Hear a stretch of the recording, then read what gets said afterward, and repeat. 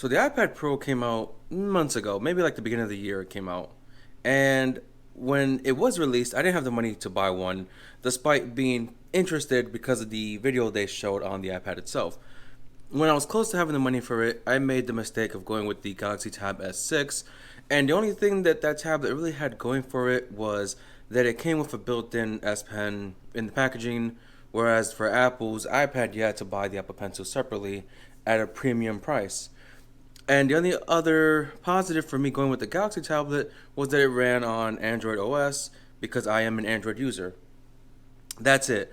So I have my iPad for about a couple of months now, and I thought it would be time for me to give you my full review on the iPad Pro, what I think about it, the positives and the negatives to having it, and should you then upgrade for an iPad Air coming out if you already have an iPad Pro. I don't think you should upgrade for the Air if you already have a Pro, but if you don't, the Air looks like it's going to be a great purchase. But this is just me on my iPad Pro 11 inch and what I think about the device as a whole. Let's get into it.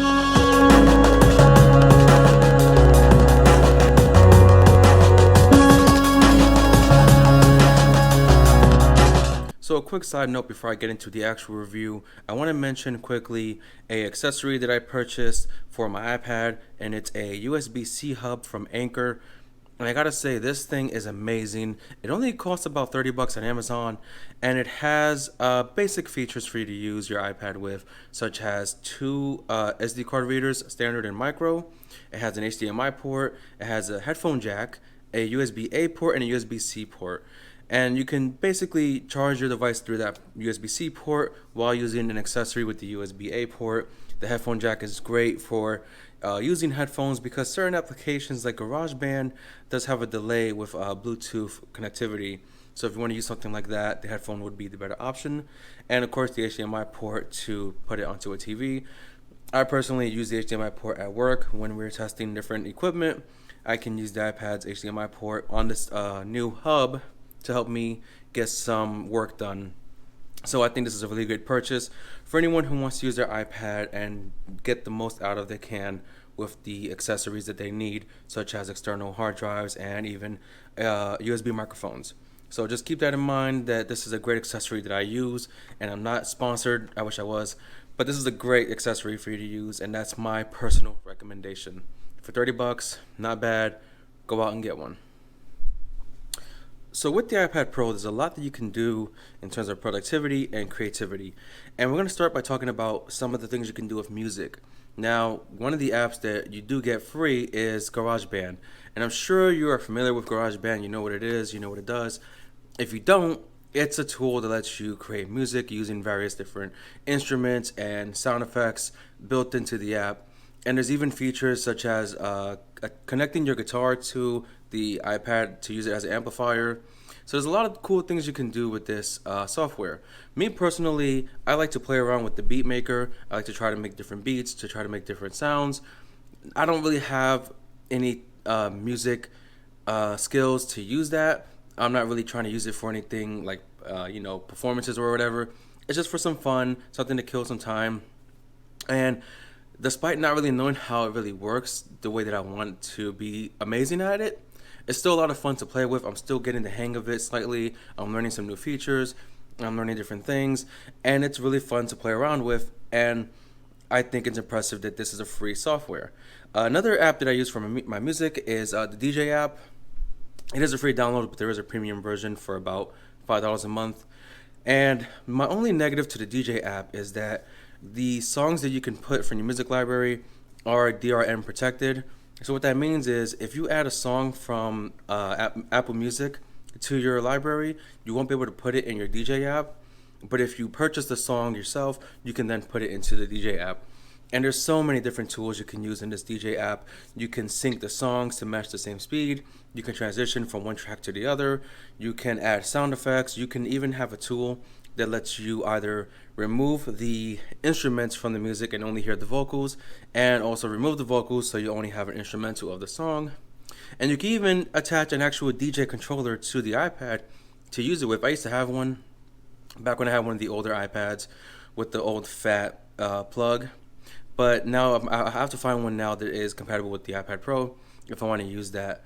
And There is a lot of fun you can have with this as well. You can attach it to a speaker and just play around with the music. Maybe you're having a little get together or a New Year's Eve party and you want to play some music but you want to be cool and DJ a little bit. You can do that with this DJ app. And you don't have to pay for the premium version. It's there if you want to pay for it. But other than that, it's completely free to use. Now, next in terms of productivity, I want to talk about the Apple Pencil and what it can do. Now, yes, the Apple Pencil, as I mentioned, is another $150, but I think it's worth it for the right person. If you're someone who knows how to sketch and you love to draw and paint, the Apple Pencil is perfect for that. If you're in college or even high school and you use your iPad for note-taking, the Apple Pencil is also a must for that note-taking if you like handwritten notes. It's a great tool for that premium price. I've been using it a little bit with certain sketch apps just to kind of get the feel of it. And I gotta say, the Apple Pencil compared to the Galaxy S Pen is so much better because you're paying for that extra price. The S Pen was a little bit slow, it wasn't as responsive, and there was a button on the S Pen to activate certain features, but it was too sensitive, so you end up pressing it by accident. On the Apple Pencil, you would have to double tap the pencil to add another feature. It's most commonly used for the eraser tool, but other than that, there's no button in your way. It's responsive, it's smooth, it writes the way it should write, and you can use it for other apps as well. You don't need to use it for just sketching and drawing. You can use it in iMovie and other video editing softwares. Now, keep in mind that they do tell you that the better softwares to use for sketching is Procreate, which is about $10, and the better video editing option is LumaFusion, which is about $30. I haven't gotten those apps yet, but I am planning to get them soon to work on that and see how much better the experience is. But with video editing, you have iMovie that's free. It's good for what it can do.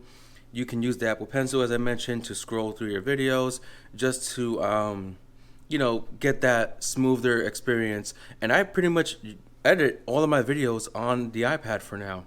And you can also use a Magic Mouse Bluetooth connection with iMovie, so you can use that to scroll through your video timeline as well.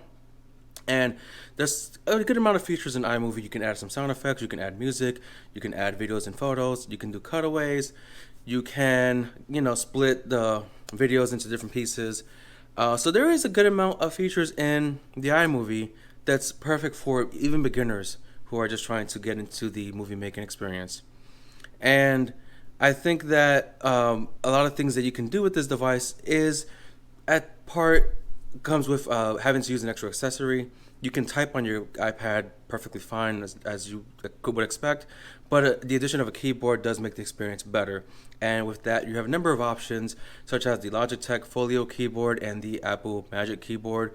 The Logitech keyboard is cheaper and does offer more protection in terms of a case, but the Apple Magic keyboard is just that premium feeling keyboard. It feels good, it works good, and you don't even need to charge the keyboards. They all work through a pin connection on the back of the iPad.